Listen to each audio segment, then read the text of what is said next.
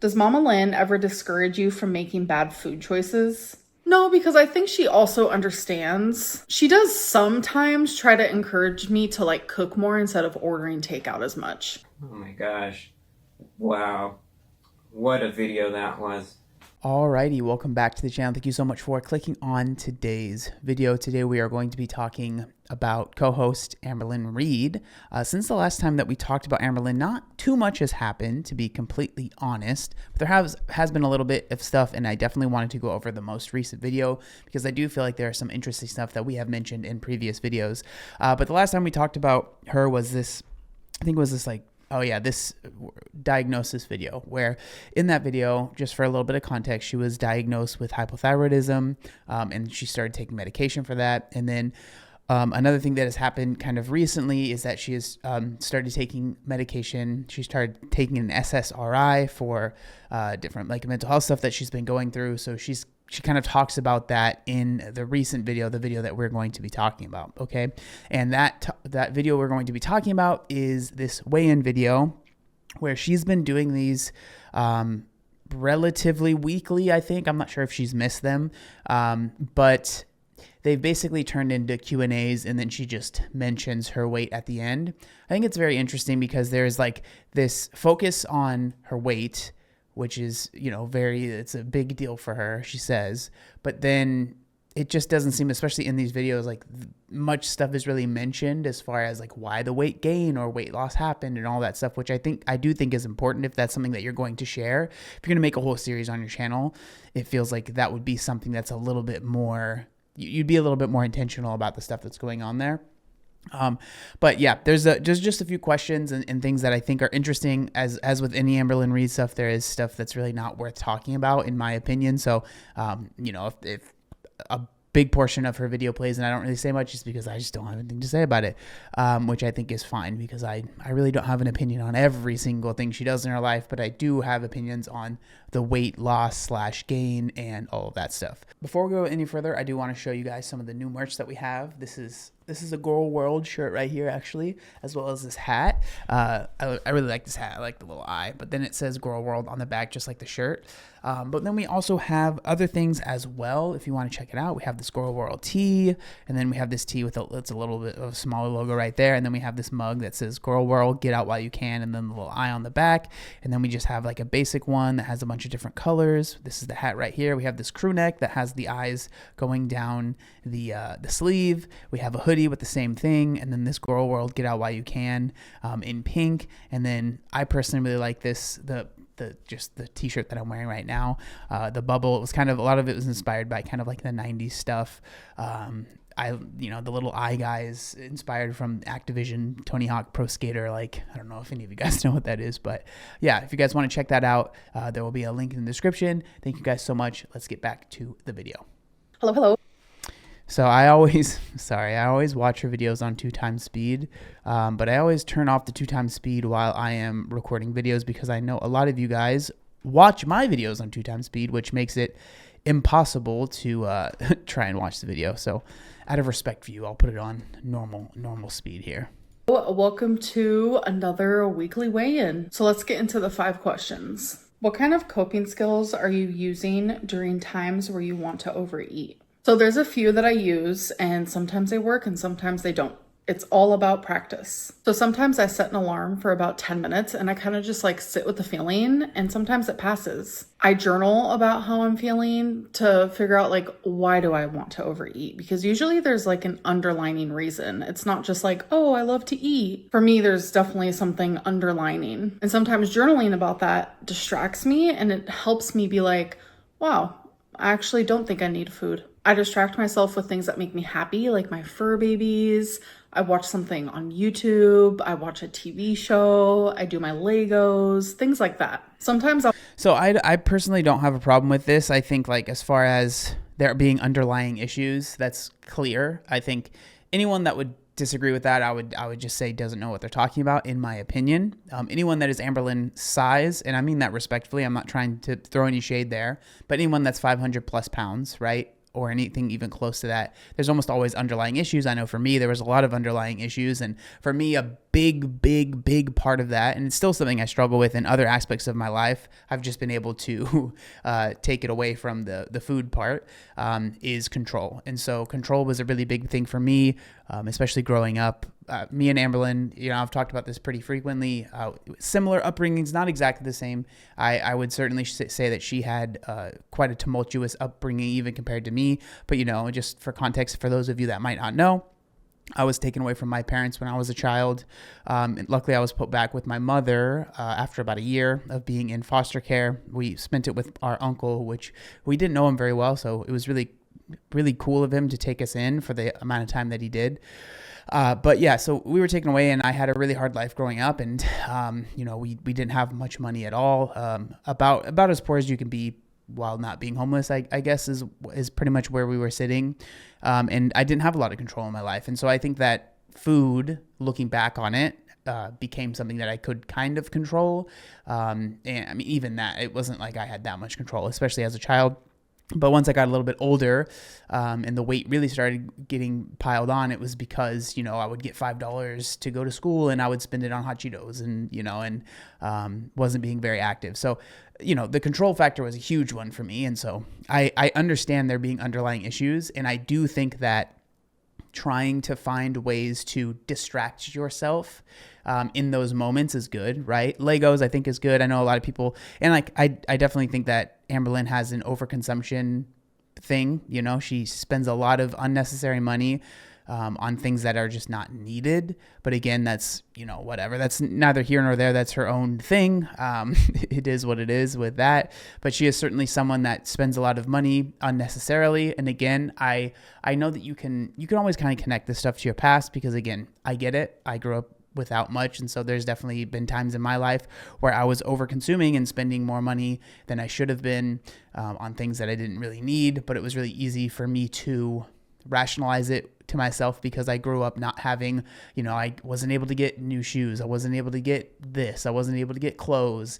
And especially for me, even it's a little bit different with Amberlynn because she still spends a lot of money on clothes, even though she's bigger. But for me, I never really spent money on clothes. One, because I didn't have the money to spend on it. But two, because, the size that I was, the amount of clothes that I could wear was very limited. And so once I lost the weight, I definitely was spending more money on clothes because I had more options, all of that stuff, right? So I understand wanting to distract yourself when it comes to, those moments when you want to eat and stuff like that. I would say that it's a good thing to do, but I would challenge Amberlynn to not just do that, but also really work on, even if you still want it, telling yourself no, right? Like, we're at a point now where we have to really just kind of sit in the suck, I guess, to some degree. And Amberlynn's response to that is always, well, I tried to do that, and the all or nothing approach doesn't work for me.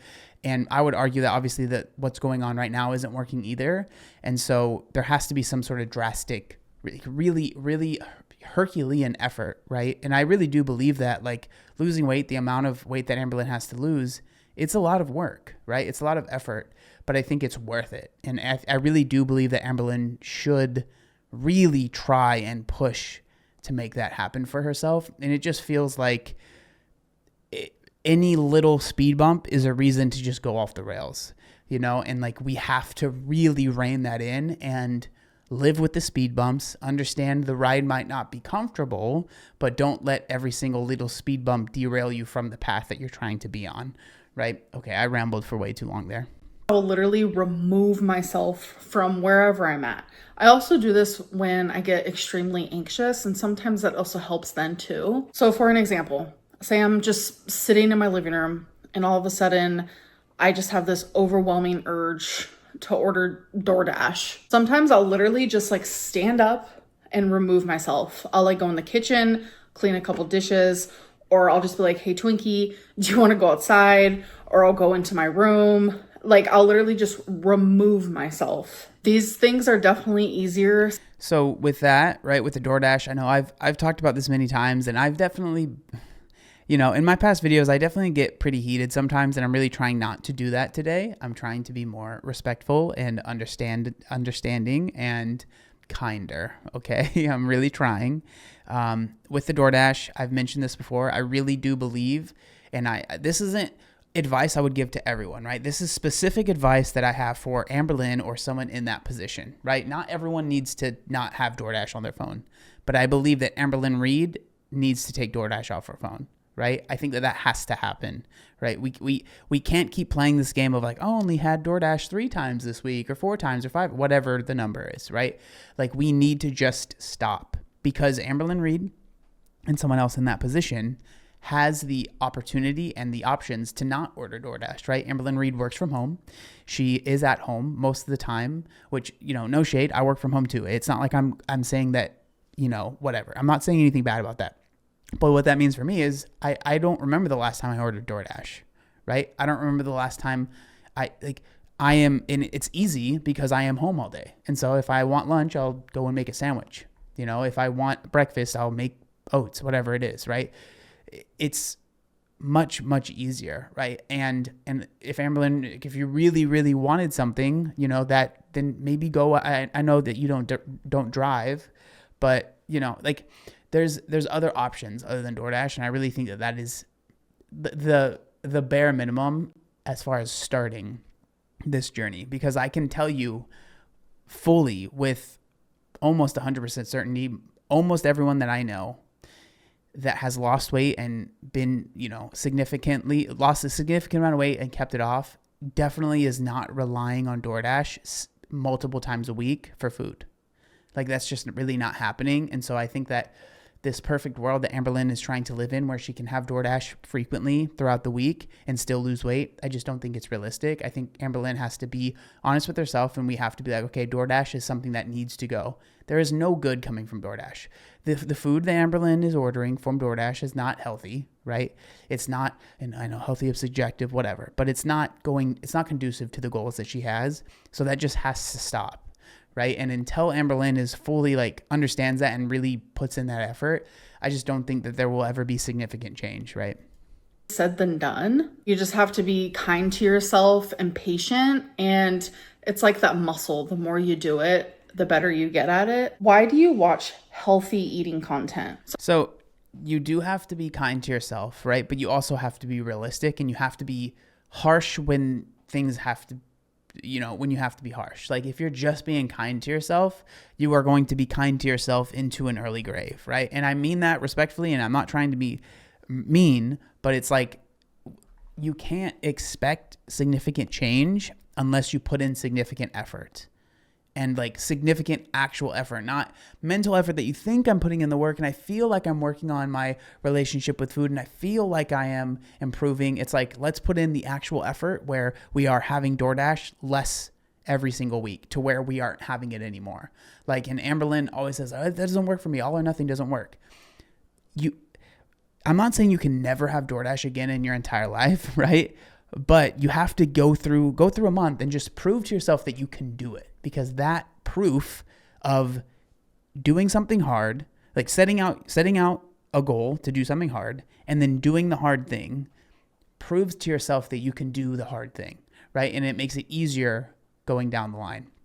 Right. And so it just seems like right now we're just stuck in this limbo of well, if it's too hard, I won't be able to do it. So I'm not going to try. And so I'm going to try this really, really, really, really, really easy thing in comparison. And I was able to do that, but then I messed up, but I'm going to be nice to myself about it. And I'm not going to be too mad about it. And it's now we're just circle, circle, circle, circle, circle, right? We're going nowhere. We're just going nowhere. Right. So you have to break that cycle and be like, okay, I'm going to do the hard thing, regardless of how hard it might be, right?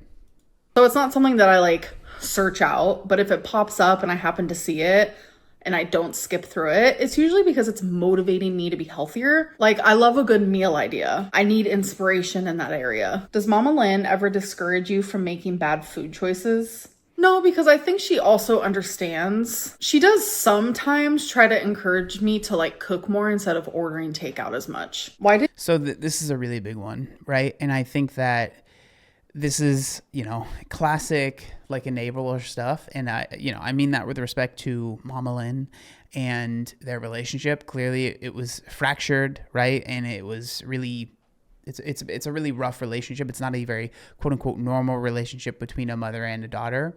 But I think that this relationship really needs to be looked at. And I think Amberlynn and her mother really need to think like, what is the goal here, right? I understand that they're having fun with each other and they're going to bingo and they're enjoying each other's company, and that's fantastic, man. Like, I'm sure there's a lot of people that are watching Amberlynn's videos that are probably watching this video that wishes they had at least some sort of relationship with their parents, whether their parents have passed already or they just don't have a good relationship. I definitely understand that, but there has to be we have to be, again, realistic with ourselves and understand that like these outings that you guys are having are not helping you, right? They might mentally feel nice and like might be healing a former part of you, right? That missed that connection with your mom, which I definitely understand. And I think it's good, but like, I think it's important to have that conversation with your mom and be like, hey, this is something that's important to me. And I don't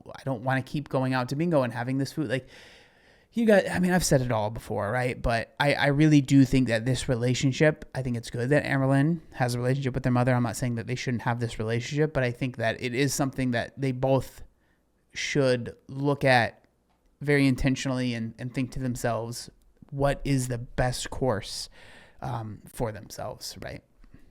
Didn't you know you had hyperthyroidism in the past? So usually your doctor decides what labs they want done based on the things that you guys talk about. That appointment was very hyper-focused on weight loss because I was talking to him about Zepbound, and I was telling him about how difficult it was for me to lose weight. Like, he knows about my lipedema, my lymphedema, my menopause, hysterectomy, etc., etc. He knows about all that, but he was like, when's the last time you've had your thyroid checked? And I was like, when I was 15, because that is the last time. And when I had it checked when I was 15, like, it was fine. And he was like, oh, we should probably check that. So that's the only reason why we checked it. And turns out, yep, hypothyroidism. Why do you look? So with the hypothyroidism, I think it, obviously it's interesting, the way that she words it. Sometimes I feel like she kind of backs herself into a corner because she's like, we were talking about my weight a lot, but it's like, I mean, I'm assuming every time you go to the doctor, it's probably, you're talking about your weight,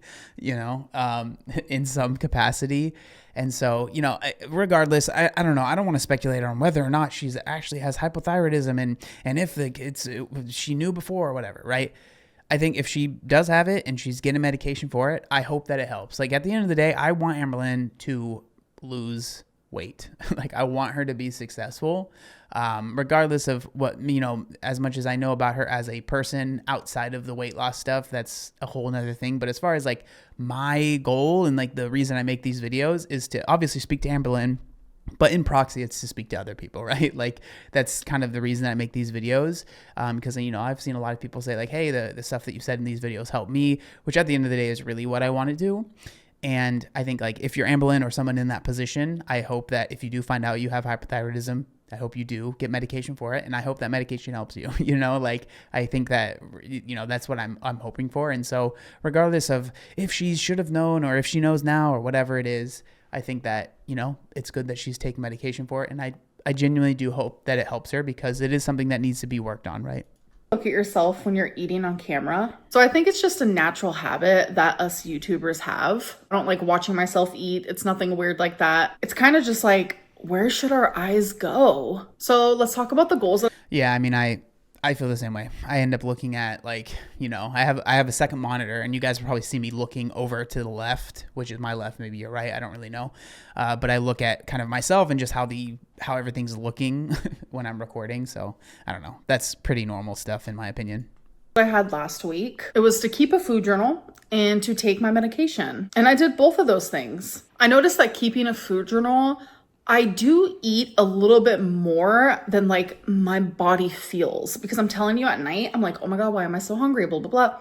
I was able to look at my journal and be like, well, you kind of ate a decent amount. So with this, I think it's, obviously having a food journal is good. I think one thing that would really help Amberlynn and anyone that's in the position, something that I talk a lot about is called staple meals, right? So having similar meals throughout the day, right, that you have most days. I'm not saying you have to eat the same thing every day, but these staple meals, like for me, I make basically the same oatmeal basically every day, right? So for me, that is 60 grams of oats. Again, this is going to be modified for anyone that's can eat more or less depending on their goals, right? But like for me, this is what works, right? 60 grams of oats. we have a serving of peanut butter, a serving of protein powder, some sweetener, some salt. I know it's weird. Salt is good, just a little bit. It's not like I'm adding a ton of salt in it. And then I will cut up a banana and put that on top, and then I'll have some like strawberry Greek yogurt that I will plop on top of there as well. And that's a meal that I have pretty much every single day. I know how many calories are in it. I know how full it's going to make me. I know how I'm going to feel afterwards. And there's not like a guessing game that I'm playing, right? So every day I kind of know, okay, I'll eat this at this time, and then probably around 2 or 3, I'll get a little bit hungry. So I'll have a snack or whatever, right? I'll have something around that time, and then for lunch I'll have this, and it's just much easier. And again, I understand that's not possible for everyone, but again, this is someone like Amberlynn, who has the same job that I do for the most part, right? She's sitting at home all day. She's by herself. She is on her own. And these are things that can be very helpful. I think that with Amberlynn, because she so frequently orders out and she's always ordering these random things that she doesn't know how she's going to feel. She doesn't know how much she ate. Like that can be really helpful. But I mean, in general, for anyone, staple meals can be very, very helpful. So why are you hungry, Amberlynn? But if it wasn't for me having the journal, I wouldn't have had that answer. In my brain, I would have been like, maybe I didn't eat much today. Let's have something else. So it was nice to have that awareness throughout the week. And then taking my meds on time and when I'm supposed to, it's been really easy because I got a pill organizer. So my goals for this week is 1, keep up with the medicine, and 2, start using my Owala water bottle. So I finally drank the rest of my actual like plastic water bottles that you buy at the store. And I bought a reusable water bottle that I can use. And so I've been drinking 2 water bottles a day, sometimes 3, but usually 2. And that's about 30 ounces of water. But my Owala is 40 ounces. So my goal is literally just to drink 1 of those a day and then eventually move on to 2. Now I'm going to talk about how. So, obviously it's good that she's drinking more water now because, in a previous video, she said that she doesn't remember the last time she drank water. And so that's obviously it's good that she's drinking more water. I think it's classic Amberlynn, fashion to order a new water bottle because she has decided she wants to drink more water, but whatever, more power to her. I'm pretty sure she's probably ordered multiple water bottles, and I wouldn't be surprised if she had water at home, water bottles at home. And again, you work at home. I don't know why you need a water bottle, but again, that's splitting hairs. It is neither here nor there. If it helps you drink more water, I guess more power to you. And now you're using less plastic. Thumbs up for me, okay? My week went. So some days were better than others because the beginning of this week, I was having a lot of mental health. I have been having a lot of mental health days that have been really low. And I have been like catching myself not really caring about the food that I'm putting in my mouth. Yes, I am trying harder. Yes, I'm also adding healthier foods to my diet, but there are some days where I definitely emotionally ate. So if I am being quite frank with you guys, I'm noticing that I'm not being as transparent or as vulnerable or as open as I would like to be in my weigh-in videos or my what I ate today videos. There are things that I want to say, there are things that I want to talk about, but I'm not. I have the biggest wall up, like literally, it is made of the toughest brick you've ever been able to like get your hands on. So I think a big part of this is because you want the praise of someone that is losing weight without actually losing weight, right? And I mean that respectfully, but you cannot, like, you have to understand that if you're going to be posting videos about weight loss and no weight loss is happening, and you've been doing this for so long, people are going to be negative, if that's what the word you want to use, or they're going to be poking holes, or they're going to be making like, hey, why isn't she losing weight? Well, maybe it's because of this. Maybe it's because of that. What is going on here, right? And then you yourself on top of it are saying that you're not being as transparent. You're not sharing everything that's going on. You're not sharing the meals that you're eating or not eating. And so there's like this disconnect. Like, you say that you want to be open and honest and share the highs and lows without actually sharing the highs and lows, right? And I understand, like, you are in a different position than most people. You are going to have more people that are, going to be making videos about it. Like, shout out to me, I guess. But like, you're going to have more people leaving negative comments, all of that stuff. That's stuff that is going to happen, regardless of if it's fair or not or whatever. That's going to happen. So when you put this, plan out there and say, I'm going to do weekly weigh-ins, and like, clearly people are going to be very expectant of success or at least honesty, or maybe not expectant because from the track record, right? And so there's going to be a lot more scrutiny than anyone else would have. That is just something that at this point, there's really not much to say other than you have to accept that. You have to understand that it is what it is at this point, right? And so if you are going to put it out there, I think the best option for you would be to be honest instead of trying to hide stuff, because when you try and hide stuff, people are going to find it out. And then even if it's not something big, but the fact that you tried to hide it and then someone pointed it out in a live stream or on a video that they made or just in a comment, right? That ends up making you look worse. And then the cycle continues of people saying, see, there's all this stuff that doesn't add up. She's not actually trying. She's not actually doing any of the stuff that she maybe says she is, which maybe you are doing 80% of it, 90% of it, right? But that 10% of the stuff that you're fibbing about or not being honest about and people point it out, it makes you look worse, right? So if you're going to do it 100% or don't do it at all with this, in my opinion. It is made of metal. It is 1,000,000 feet high and 1,000,000 feet wide. Like, you can't get past it. And I genuinely think it's because of all the backlash that I receive. My issues with my weight, my struggles with food, my issues with my mental health, and my struggles with how that reflects in my food, whether it be due to trauma or just issues that I have in general, it is not perceived in the way that it should be. People are too harsh, too mean, too cruel, and it's pushing me away without a doubt. So I am thinking about stopping the weigh-in videos, and I'm thinking about stopping the what I ate today videos. It's something that I truly have to think about and decide, because I need to protect the little bit of sanity that I do have.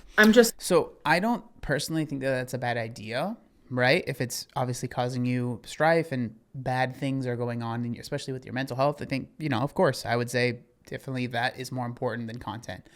What I will say, and I think this is important, regardless of if you continue filming it or not, please continue trying to lose weight and really try though, right? That's the most important thing.